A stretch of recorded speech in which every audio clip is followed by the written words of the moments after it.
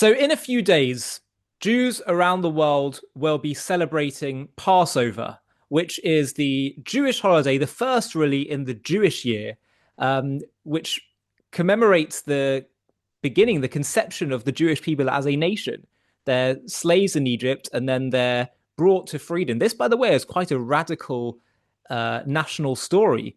In the past, the story of, ancient history, nations were told their story of glory from the start. Yet this is about a downtrodden nation, a nation of slaves that somehow get redeemed through the help of a God that seems to care for this minority. It's totally countercultural, but it changes history, really. And throughout the generations, every single year, Jewish people have sat down, families, friends, for the Passover Seder meal. Seder means order because we follow an order throughout the evening, commemorating the slavery and freedom, subsequent freedom and redemption. And the first Seder, the Torah documents, is actually taking place the night before we left, where Jews had the Seder meal in Egypt. But since then, for thousands of years, Jewish people have been celebrating this Seder. But what is so remarkable and poignant is that they haven't just done it in freedom, but there have been future enslavements, so to speak. There have been persecutions that continued throughout the generations, and yet even then, Jewish people would commemorate the Passover Seder, even if it sometimes meant they hardly had access to any of the ritualistic objects or food. They would just use whatever they could, whether it was at the time of the Inquisition, whether it was the time of more recently under the Soviet Union, or of course in the concentration camps and ghettos. And Trudy Gold, who's joining us here today, historian, author, we were discussing off air in our last interview that it would be so poignant to look into how Jewish people have commemorated this this moment in our calendar every year throughout the ages, through the hard times as well as the good. And I think it's super poignant that we say with the matzah, this is the bread of our affliction, but it's also the bread of freedom, because it represents that dual aspect of Jewish history. That on the one hand, we have had these moments of freedom and liberation, but also this suffering. And it's also very centered around past and future, that we might think, yes, or acknowledge that, yes, past and even present, there can be times of slavery and difficulty and bitterness, but also it's clinging to our hope of that future where we will experience liberation. So, Trudy, thanks so much for joining us. And I really want to open it out to you to take us on this journey through Jewish history. As ever, Ollie, it's lovely to speak to you and to be with your listeners. If you think about it, in the West, in the world of Christianity, and even after the world becomes more secular, if you think about the Christian calendar or the calendar we know today, we're coming up to Easter. We have our holidays in Christmas. We have our holidays in Easter. And those of you who are Christian will know, of course, that it was at the time of Passover that Yeshua of Nazareth, Jesus of Nazareth, comes to Jerusalem. Why? To celebrate the Passover. It is, in many ways, as far as a family is concerned, I think our most important festival, insofar as we sit round the table, we go through the service, but we think about our past and our history. And I think the word I would use about the Jews is actually resilience. How is it that exiled 2,000 years ago, we have remained a people? And I think it's these kind of festivals that make us ask the questions, that bind us as a people. And today, when we're living in such perilous times for everyone, and I'm sure everyone is feeling uneasy, I want to use this opportunity to look back into Jewish history for people to know we've come through. We come through and we go on, because that's our story. And that's the story I'd like everyone to believe in, that you can go on through adversity. Now, one of the biggest issues that the Jews faced after the dispersion is by the 4th century, Christianity becomes the power religion in Rome. And as you all know, although Christianity is a religion of love and morality, as far as the Jews are concerned, there is a problem. This tiny people who, on one level, much of the basis of their religion is incorporated into a new religion, Christianity, and yet there's a divorcement. Because Christianity, particularly Pauline Christianity, believed that Jesus came to this world to save the world from its sins. So you no longer have to be an observer of the commandments. All you have to do is believe in the divinity of Jesus to live the good moral life, and you will be saved. So the fact that Jews did not convert and Christianity becomes the big power religion is a problem. And ironically, one of the great debates in Jewish history, there was a large Jewish community in China. If you go to Kaifeng in the year 1000, there was always a community in India. Many of the Jews of China and India assimilate. Ironically, it's the problems that they face in the world of monotheism, in the world of Christianity, and later on in the world of Islam, when Islam was rigid, that there's no hope of acculturation. And there's a fascinating debate, which we won't have here. Is anti-Semitism, anti-Judaism actually the key to Jewish survival? That this stubborn, stiff-necked people who believed they had a special covenant with the Almighty, that they would, despite all the horrors that the world threw at them, they would hold it together. And what I want to do today, bearing in mind that next week, when we celebrate the Passover, the Pesach, it is for us a festival of joy. And I want you all to feel that. For many Jews, of course, Easter becomes a time of horror. Because if you think of the Christian calendar, at Christmas, this is the festival when you celebrate the birth of Jesus. Easter is when you mourn the death of Jesus. And we could spend a lot of time debating who killed Jesus. But the reality is, we know he was crucified. Crucifixion was the Roman method of execution, and the only people who could crucify him were the Romans. But the gospel writers, and gospel means good news, were writing under Roman rule. Besides, Judaism had lost. They'd been expelled from their land. Christianity becomes triumphal. And after it's the religion of Rome, it makes the Jews incredibly vulnerable. And if you think about the spread of Christianity amongst the pagan peoples who'd never met a Jew, and how they are depicted in church writings and also in church paintings, iconography, and up until the Renaissance, all paintings were about religious subjects. Have a look at the image of the Jew. The Jew is the diabolical one. He is guilty of the death of God. It's the greatest crime in history. And when is this whipped up? It's whipped up at Easter time in the Passion. And as a result of that, Passover, on one level, it's a festival of a people who are celebrating their triumph over slavery. And also, it was a very, very difficult time for the Jews. And also, please don't forget that Jews lived from country to country to country.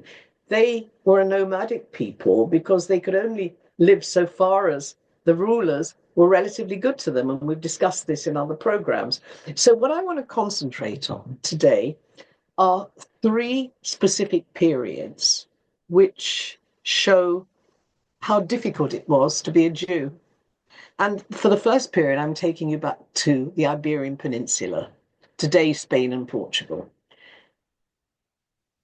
In 622 of the Common Era, a new religion was born, Islam. Islam, which also saw itself as a child of Judaism and Christianity, another monotheistic religion. Ironically, what was missing in Islam was the notion of the deicide. Islam and Christianity where they were both proselytizing religions. And the followers of Mohammed swept out of what is today Saudi Arabia, called the Hijaz, the peninsula, and they created one of the largest empires the world has ever known. I want you to close your eyes and imagine a map. Think where Saudi Arabia is. They sweep. They go along the south. They go along the south coast of the Mediterranean, from country to country to country. In the east, they go as far as what today is Pakistan. You just have to look at where Islam is in the world today. But as they went along the southern coast of the up the southern coast, and then they crossed through the Mediterranean, country to country to country, and in 711 they cross over into Iberia. Up until that time, Iberia was Christian. This clash between Christianity and Islam is one of the most important motifs of European and Middle Eastern history, and is really going to go on from that period up until 1683, when the last great Islamic empire, the Turkish Empire, is defeated at the gates of Vienna. They are both proselytizing. Now, obviously, there weren't wars all the time, but just think about the crusading movement. What were the Crusades about? To take back Jerusalem from the infidel, the Muslim. So you have these two proselytizing religions, and how are the Jews going to fare? Now, ironically, the followers of Mohammed, who swept into Spain, were a relatively benign branch, and they were prepared to work with the Jews. Under Islam, Jews and Christians are known as dhimmis, subject. They cannot rule over a Muslim, but provided they pay a body tax and a land tax, they can live in peace under Islam. Now, obviously, Islam and Christianity are at war, but the Jew is going to have a very special place. Who do you think could cross from empire to empire? People still want to trade. So in Spain, under Islam, and this is a huge subject, and so obviously I'm shortening it. Basically, it's known as the Golden Age. And there were periods in Jewish history under Islam where Jews could be philosophers, they could be writers, they worked with Muslim scholars, they were translators, they even generals in the armies of Cordoba. Hizda'i ibn Shiprut, who was a great philosopher and Jewish scholar, he was virtually the foreign minister to Abdul Rahman III, the man who, if you ever go to Cordoba, he created the Mezquita, which is one of the great buildings of the world in Cordoba, a center of his dynasty. So this kind of, and Jews were writing in Arabic. There was love poetry written in Arabic. There was almost a symbiosis of cultures. Now, occasionally there were outbreaks of violence against the Jews, but it was never to the extent of what they were experiencing in the Christian world. But the ebb and flow of empires, and gradually the Christian world is going to encroach, and they attack Spain. It takes time, but by the 1300s, the armies of Christendom are on the march. And that meant Jews could be under threat. Now, in October 1390, Spain, by the way, was not unified. There was Castile, there was Aragon, there were many, many different provinces. And Portugal was also a separate province.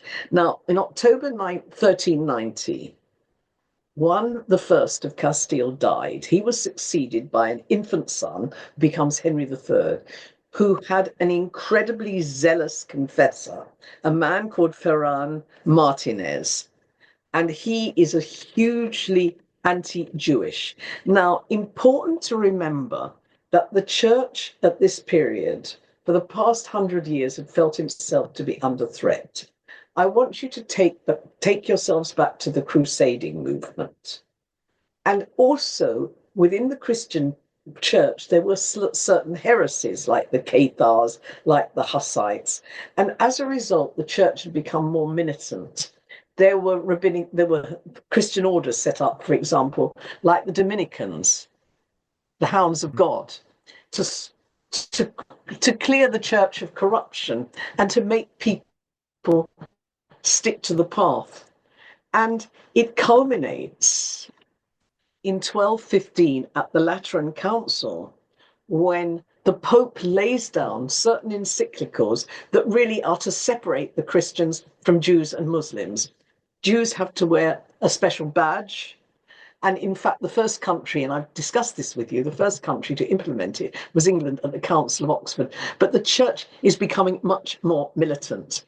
And under this man, Martinez, what happens, he whips the mob up at Easter time.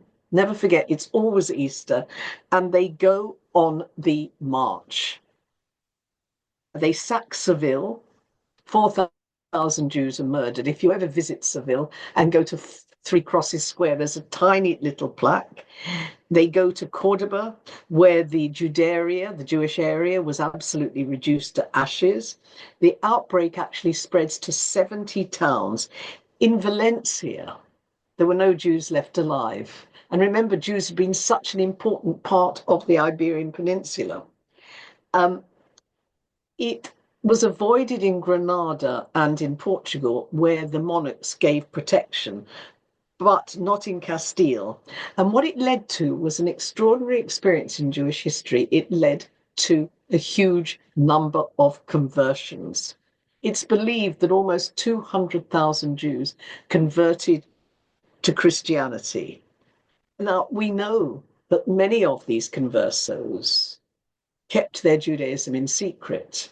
Some were sincere conversions, but they were known, those who kept their Judaism in secret were known as the Anusim. The vast number had only accepted Christianity in order to escape death. And you have this extraordinary situation where they would baptize their children in the churches and then go home to wash all the traces of the ceremony at home. They would be married in churches and then have private Jewish ceremonies at home, the majority marrying amongst themselves. And somehow they managed to transmit their Judaism. Now, all the social disabilities of them being Jewish have now been removed. They're in Christian areas of Spain. And what you have is an incredible success story in the law, administration, even in the churches, in the universities, financial administration. They're, to a large extent, really at the center of Spanish life. However, as the 15th century advanced, many people become more and more resentful of these people. I've already said the church is under threat. And then something happens. In 1469, Ferdinand of Aragon marries Isabella of Castile, uniting the crowns of Spain. So now you have a united Spain. There's only one Muslim stronghold now left. That is actually in Granada. And what happens is they manage to push the last Muslims out of Spain. They Christianize Spain. Now, in 1478, the Pope Sixtus IV had issued a papal bull to create the Inquisition. The Inquisition was a device to rid Spain of heresy. And he and his successor, Innocent III, appointed Isabella's confessor, Thomas de Torquemada, to become the Grand Inquisitor of Spain. So this is the backdrop. Isabella, who was made a saint, is zealously Christian. She believes that the fact that there are Jews living in Spain will mean that the Anusim could backslide. And then it all blows up when, at a Seder service, which of course coincides with Easter week. The reason Easter is at different times of the year is it's to coincide with the Jewish festival of Passover, because, as I said to you before, that is when Jesus went to Jerusalem, and that is when he is crucified by the Romans. Now, what happens is, because the Inquisition is now established, how do you know when there is a Jewish festival? You need a minyan. So on Shabbat, when you see all these people coming together, that was always a sign that there could be secret Jews. The Inquisition had no sway whatsoever over Jews themselves. Remember, it is a movement to ward off heresy. So what happens is a group of very wealthy conversos, anusim, led by a man called Diego de Sagan, were having a Seder service. It's a tragic story because his daughter had a Christian lover, and she told her lover what was going on. And what happens is they were rounded up, and on February the 6th, 1481, there was an auto da fe, the act of faith, where there is the ritual of public penance and of condemning heretics and apostates. Now, in 1490, so it happens at the Seder. In 1492, in an attempt to halt Judaizing, Ferdinand and Isabella expel the Jews of Spain. They give them, the edict of expulsion is actually given at Tisha B'Av. They have to be out within no, beg your pardon, it was in the March, they had to be out by Tisha B'Av. The enemies of the Jews always knew their festivals. And the exodus from Spain very much resonates with the same, what we commemorate at Passover, the Jews And why fleeing was from there? Egypt. Why? Yeah, absolutely. But why was there an inquisition? Sorry, an expulsion of the Jews when you said it was about the heretics? Because Jews will, if there are Jews in Spain, because if you are a converso, how do you keep the festivals? What do you know? Right. Judaism is a religion of knowledge. Whilst there are Jews around, you can always backslide. So if we Right. get rid of the Jews, then they will return to Christianity, or we will burn it out of them at the auto da fe's. Have you ever Right. been to Seville at Easter time to see them wear the white sheets? It's a fascinating. It gives you a notion of how deep this is. It's Easter. It's the death of God, and the Jews are commemorating Seder. Don't forget the other terrible accusation that the Jews used the blood of Christian babies for their Passover bread. And that resonates so strongly. The Jew is the devil. The Jew's been diabolized. So what happens is, ironically, the Jews were expelled from Spain. We know that 10,000 went to Rome, where Rodrigo Borgia was Pope. He invited them in for a lot of money. He was, if you think about the papacy, it's no wonder that not long after you're going to see Martin Luther proclaiming in his 95 Theses, which he nails to this church door of Wittenberg, the abuses in the church. When you have popes like Alexander Borgia with his extraordinary children, Cesare and Lucrezia, and if you like, the wealth of Rome. But what is even more interesting, one of the most important naval commanders of the Turkish Empire had ships off the coast to take the Jews back to Constantinople. Hmm. And in fact, we know that the Sultan actually said to his advisors, "What is Ferdinand doing, expelling his most useful subjects?" So, and also it coincides, never forget, with Christopher Columbus. We know Hmm. that most of the people who financed Christopher Columbus were, in fact, conversos. Now, many Jews made their way to Portugal. They were led by Ferdinand's chief advisor, a man called Abravanel, fascinating man, the only man in history to be Chancellor of the Exchequer to 4 different countries. They Wow. go to Portugal. They're useful, remember, but in Portugal, think dynastically. Ferdinand and Isabella have 4 daughters. One of them marries the King of Portugal. Written into the marriage contract is the expulsion of the Jews in Portugal. So it's expulsion or conversion.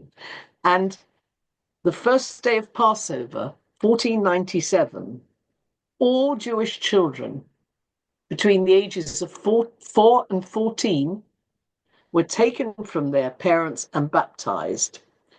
And unless the parents themselves baptized, they never saw their children again. Now, this also obviously led to mass conversions, but the other point is they were known as the New Christians in Spain and Portugal, and they were being persecuted because they were doing incredibly well. Now, the night of Seder in 1506, it was April the 7th, a group of conversos were surprised. They were actually conducting a Seder service. Now, just imagine how hard it was to conduct a Seder service, knowing that the mob would be watching for you. And now, they were released. The authorities released them. This inflamed the mob, whipped up by some clergy. It led to a massacre outside Lisbon Cathedral, where 2,000 people were massacred. There's a plaque there now. The Inquisition, by the way, was not abolished until 1825. And we know that many Jews did try to keep their faith through the centuries. We know also, it's fascinating, that there's a very strange phenomenon in certain parts of Spain and Portugal and Madeira and in the Spanish islands, where people were found to have they lit the candles in the cellars. They didn't know what they were doing, but it was part of their family ritual. So that is one very, very difficult area. And it also gives you a notion of just how important the Seder was. They risked everything, but gives you a real picture of what it was like to be a Jew. Now, the second period that I want to look at is again very, very difficult, but a completely different situation. And I'm going to take you back to post-revolutionary Russia. Now, what did Karl Marx say? Religion is the opium of the people. Religion was a tool used by the ruling classes to keep the people down. So once the communist revolution happened, and ironically, quite a few of the leaders were of Jewish birth, but they've thrown away their Judaism. Communism is a religion. Judaism was anathema, so was Christianity. Christian life was broke down in Russia, so was Jewish life. Obviously, not all the churches or synagogues were destroyed, but if you wanted to have any kind of career in Russia, there's no way that you would attend either church or synagogue. Now, how did the Soviets deal with the Jews? The Jewish community in Russia, by the way, was the third largest in the world. There were sections set up to deal with the Jewish problem. They were called Yevsexias. And it was under a man called Dimenstein, and his job really was to purge the Jewish community of any kind of religiosity. Zionism, by the way, was outlawed in Russia. Hebrew was a problem, but not Yiddish. Because when Stalin promised nationalities, there were over 100 different national groups. There was nothing wrong with using your language, but Yiddish was the language of the Jews. But not to go for cultural autonomy, but to be one of the peoples within the Soviet Union with the notion that all the divisions between peoples should break down. And amongst the Jewish community, secular schools were established where all the newspapers, journals, it was incredibly difficult to be a Jew. Now, all religious groups in Russia are treated with total contempt. For example, Rabbi Schneerson, the great Lubavitcher Rebbe, he was arrested and condemned to death, but he turned to international Jewry And they did, at this stage, very interesting organization called the Joint managed to persuade the authorities to let him out of Russia. So it just gives you a notion of how they are wiping it out. Now, what they did, knowing that Pesach, Passover, is one of the most important festivals in the Jewish calendar, they invented something, believe it or not, called the Red Haggadah. This is the book that we read at Passover. And I'm going to read, this will mean a lot to you, Ollie, and I think those of you who are Jewish, you're going to get the resonance of this. I'm going to read from it. Wash off the bourgeois mud, wash off the mold of generations, and do not say a blessing, say a curse. Devastation must come upon all the old religious laws and customs, yeshivas and hederim, that becloud and enslave the people. The tradition next year in Jerusalem is replaced by this. This year a revolution here, next year a world revolution. Dayenu, you know what? It would have been enough. Right. I'm going to quote from the Haggadah, the Red Haggadah. Even if they took something, but only let us trade, we would get everything back, and this would be enough. With this unsuccessful trade, if only there were no taxation, we would like to do away with it. For us, it would be enough. So Jews are also, at the time of the Seder, in Jewish areas, restaurants were opened serving bread free, particularly to deal with the young. Now, this is a witness from the town of Bobrusk, which was a huge center of Jewish religiosity. So I'm reading from a witness account. On Yom Kippur Eve, the Commissar arranged a demonstration with torches and posters saying, "We don't need priests and rabbis." And also what happened at the Passover, let me just quote.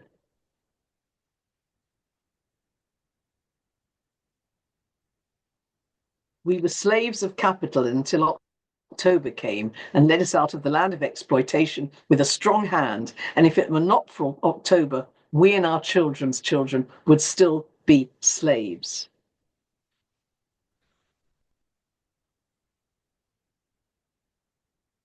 If you think about the tradition of burning the leavened bread and how we have to sweep all leaven out of our houses, the quote was, "The burning of the landowners, Zionists and White Army generals, those who are already burned shall never rise again. And as to those who will remain, we will sacrifice them and hand them over to our state political directorate." It's funny because I thought this kind of rewriting of Jewish messaging and religion to fit a political ideology was a fairly modern phenomenon, but it shows it really goes back. This is yeah, exactly. And I can go on and on. The Red Haggadah, ironically, is being reprinted by Really. by I think an international socialist. And Wow. don't forget, it was at the don't you remember when Jeremy Corbyn went to that Seder Yes, where yes. I was they about to say the Judas. I think it was the group was called Judas, yeah, and that's they, right. From the their river to Haggadah the spoke sea, about Palestine. smashing Zionism. Yeah, Yeah, from the river to the sea, Palestine will be free. Now, yeah. so the Red Haggadah. Now, what is fascinating about Russia? So Passover, what I'm trying to get over to is when in times of oppression, and oppression can take different forms. I used to teach in Russia. This is an interesting story. Do you remember the days of the refuseniks? Now, No, but I mean, I wasn't okay, all right. around them, but yes, I know Okay, about yeah, them. okay. Um, Jews who wanted to leave the Soviet Union for Russia. Now, ironically, Stalin was one of the countries, Stalin's Russia was the second country to recognize the state of Israel. And Mm. also the first country to give it de jure recognition. Because if you think back to 1948, at the very least, Stalin thought he'd have a neutral ally, or at the very best, a real ally. Think of all Mm. the Arab states, they were feudal monarchies. So at this stage, communism believed that the future would lie with the very left wing Jewish state. Mm. If you think up until 1977, Israel was very much a socialist state. So Jews wanting to leave Russia for Israel. Gradually, Stalin changed his mind. Why? Golda Meir goes to Russia as the first Jewish ambassador. 50,000 Russians came out to greet her when she went to the synagogue to pray. Religion was not dead. Judaism, somehow they kept it alive. Now, what happened in the 70s and 80s, Jews could leave Russia if everyone in their family agreed. But by this time, there'd been a huge change in the Arab world, the Cold War, and Russia was firmly on the side of the Arabs. And ironically, much of the anti-Semitism in the Arab world, it comes from three main sources. Christian Arabs from the 19th century educated in France. The second source are the Nazis. Do you know how many Nazis went to work in Egypt and Syria in the late 40s, early 50s? It's quite a story. That's another interesting story. And then from Soviet Russia, some of the most appalling rubbish that comes out of the Arab world today and has filtered through the left into the West comes from Russia, the demonization of the Jew. Now, these people whose families wouldn't let them leave, all of them wouldn't let them leave, they were known as refuseniks. They lost their jobs. And there was a very good historian in Britain called Sir Martin Gilbert. He was actually Churchill's official biographer. And he would go to Russia every month to try and teach. Groups came together. But in the end, they took his visa away. So he came to see me and a group of my friends, all of whom were historians. And he said, go, each of you go once a year and you'll get away with it. So I went to Russia, and it was one of the most profound teaching experiences I've ever had. I wasn't there for Pesach, I was there for Hanukkah. Mm. And they asked me to light the Hanukkah in the window, which was incredibly dangerous for them, not for me. I'm a British citizen. So what was marvelous, they kept the flame alive. So the Red Literally. Haggadah was, and most of the people who implemented it were actually people who'd been born Jewish. Mm. No, there's another hugely interesting and rather sad story of Jewish self-hatred. You know, if you are oppressed and because you're a Jew and you don't know about the benefits of being a Jew, community, family, the ethical side, then quite often you turn.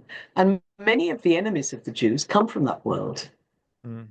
Now, the last episode that I want to talk about, and don't forget that although we're living in very difficult times, those of us who are Jewish, there's nothing to stop us celebrating the Passover. And I know from the area I live in, women and men running to and fro. I mean, it is the big time of the year. But the other thing I want to talk about is, of course, the Warsaw Ghetto. The Warsaw Ghetto uprising.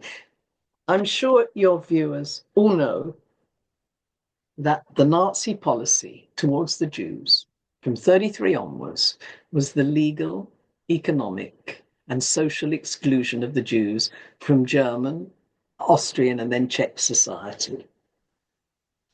At that stage, Hitler was prepared to let Jews out. But unfortunately, Wall Street crash, good old fashioned Jew hatred, it trapped them. And then, of course, the war happened. And Hitler does a deal with Stalin and invades Poland. And that was actually the last straw. And Britain and France declared war. And one of the first things Hitler does is to round the Jews up. They're put into ghettos. Warsaw, a third of the city was Jewish. It's one of the largest Jewish populations in the world. In fact, there were 3.25 million Jews in Poland in 1939.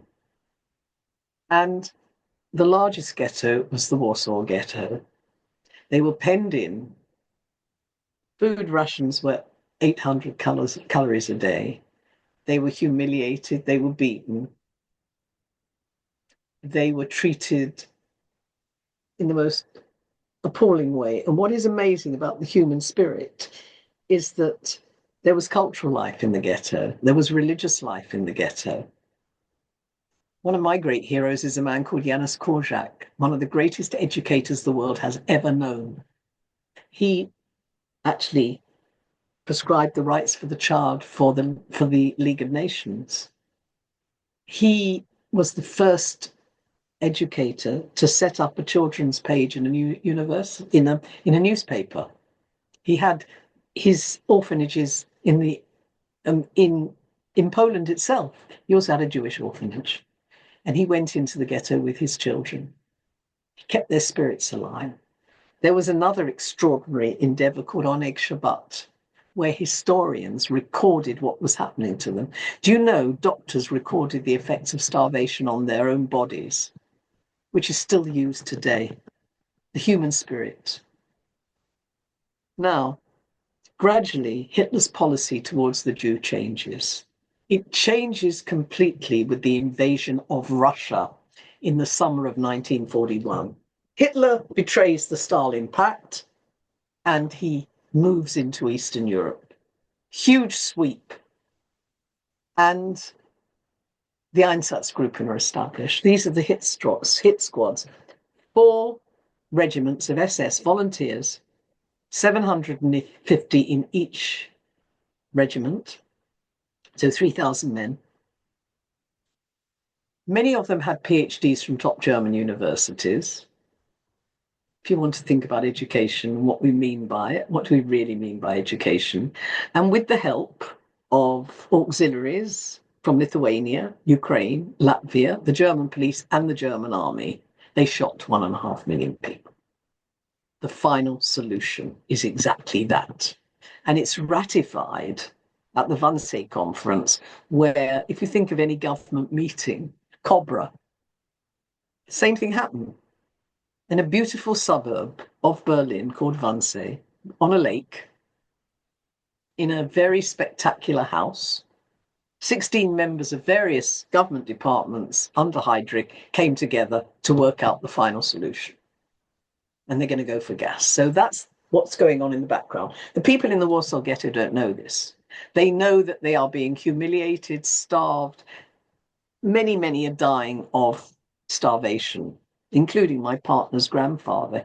He found his death certificate because up until 1942, up until the summer of 42, there was even a post office. You could send postcards out, completely censored. But the Nazis, in their terrible deception, his death certificate said he died of typhoid. He died of neglect. But anyway, as the Nazis have embarked on the final solution, they are now going to clean the ghetto out. And it begins with the first deportations in July 1942. Ironically, the head of the ghetto, what the Nazis did in a further absolute instrument of horror and disgust for me, they made the Jews themselves organize the Judenrat. And if the Judenrat didn't obey the orders, they would be shot. The head of the Judenrat was a man called Adam Chernikov. He went along with the Germans for quite a long time, making the ghetto work for the slave labor, believing he could keep people alive. It is when they asked for the deportation of the children, he committed suicide. That's a hell of a... It just gives you a notion of the evil of Nazism, putting people in that sort of situation. Anyway, by this time, there are young groups in the ghetto who are going to resist. And it's a very interesting question, resistance. There was a great hero of the Vilna ghetto, Abakovna, who said we will never again go like sheep to the slaughter. They didn't. In fact, there are more Jewish acts of resistance, I think, than any other group. The Sonderkommando blew up a crematorium. It's extraordinary. There's physical resistance, there's spiritual resistance. They used to double their food rations on Yom Kippur. That's the sickness that we're dealing with. Now, these young groups, when did they really decide to revolt? When the old had gone and the children had gone. When they knew there was nothing left to lose, they fought. And the Mm. Germans went for the big roundup in January 1943, by which time they'd organized and people didn't turn up, and they made it very difficult for the Germans. So the Germans go for one big push. So when do they invade? When do they go to take the ghetto? On the April the 19th, 1943, which is First Night Seder. And I'm going to read to you from some eyewitnesses from the Warsaw Ghetto, because people did survive. And in the end, the Warsaw Ghetto uprising is going to last longer than when the Poles were invaded, it took them 3 weeks to lose. The Warsaw Ghetto uprising held out longer than that, and longer than the Polish uprising. Wow. This is from Aharon Carney, who, in his book From the Inferno, he was a survivor. We were slaves in the ghetto of Poland to Hitler, Fuhrer of Germany. Accursed be his name.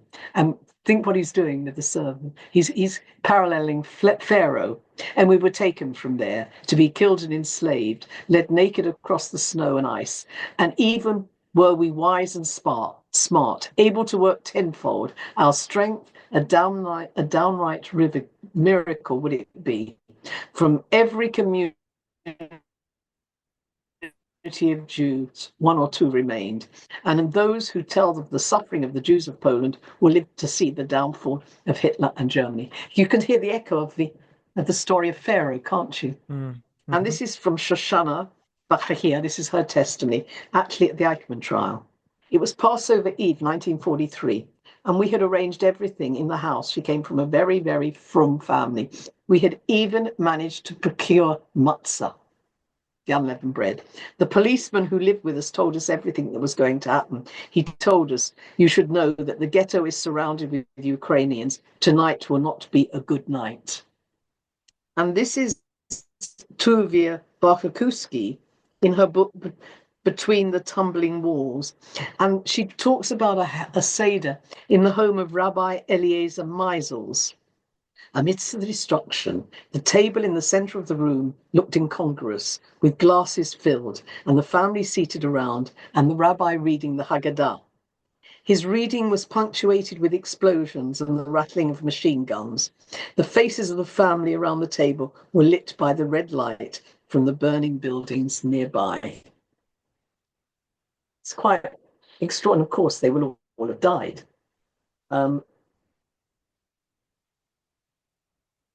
May I read to you the last letter of Mordechai Anielewicz? He was the leader of the left-wing partisans who, in the end, both the left and the right came together to fight. But they didn't come together, they both fought. And his letter was smuggled out to a friend who survived the war.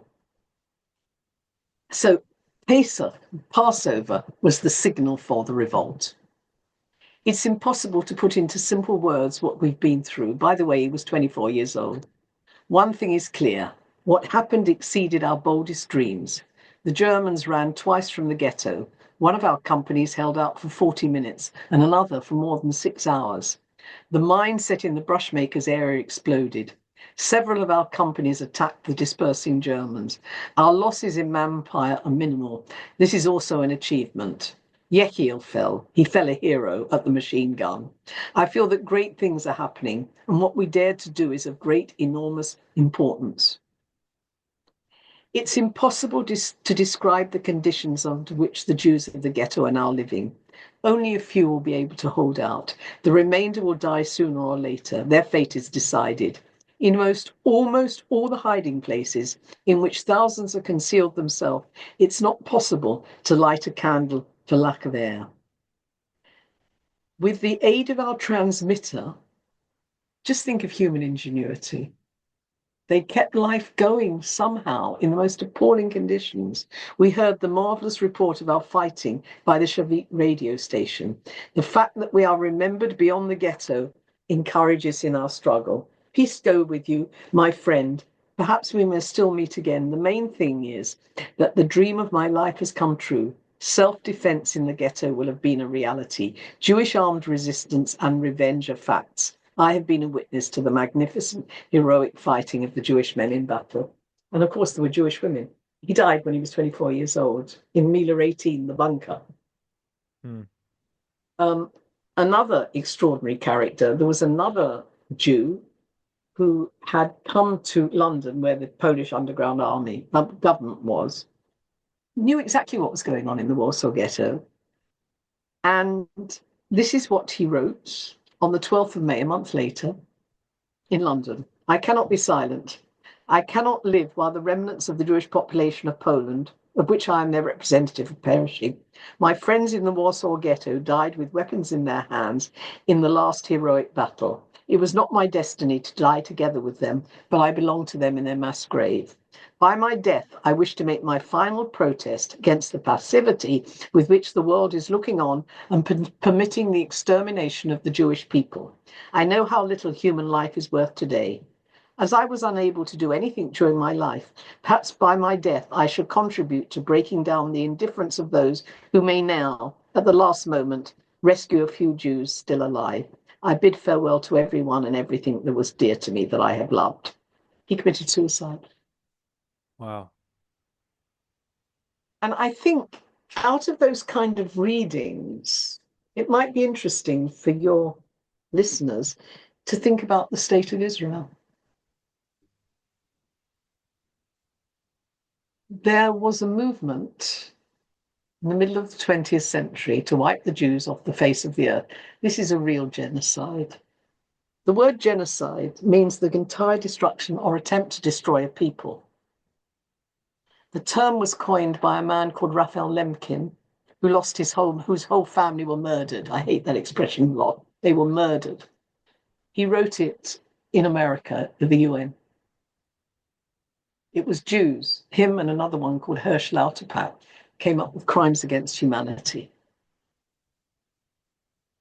And now, I think I'm saying this is only my view, but it's like all this is being turned against us.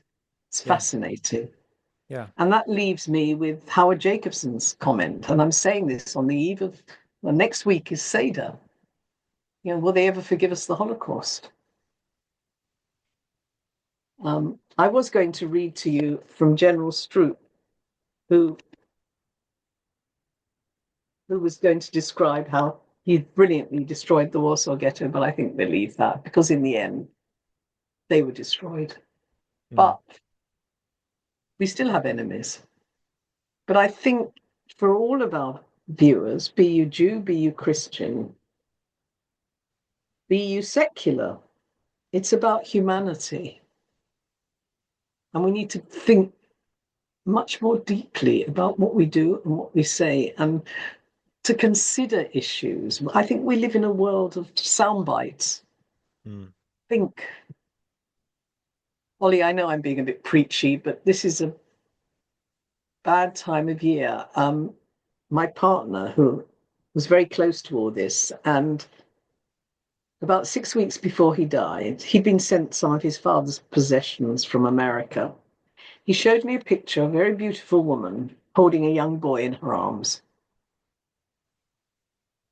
It was his father's sister who'd sent a postcard out. Remember, there was a postal service in the ghetto, and it was a picture of her and her son, who would have been my partner's first cousin. He was 1.5. 1.5 million Jewish children were murdered in the Warsaw Ghetto, and not in the Warsaw Ghetto, and in the Holocaust.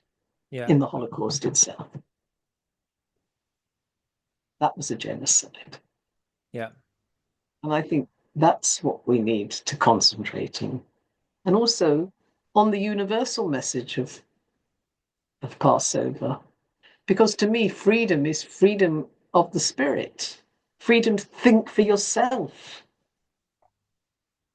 The 4 questions. And I've been looking at a magnificent Haggadah, which was put together by an extraordinary character called Arthur Szyk.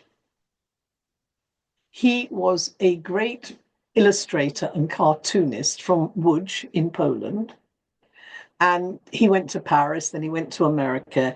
When Hitler came to power and all the fascists, he was what becomes one of America's greatest cartoonists. But he also, when he was in Paris, he became fascinated by medieval manuscripts.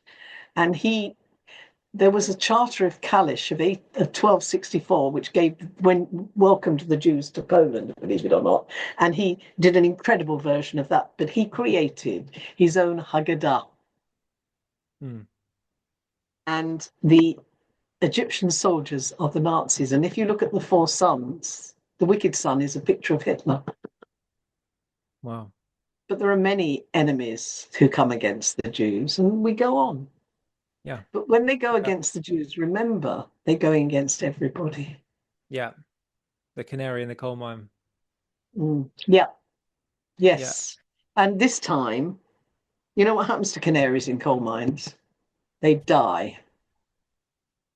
They're fed up with being canaries. Yeah.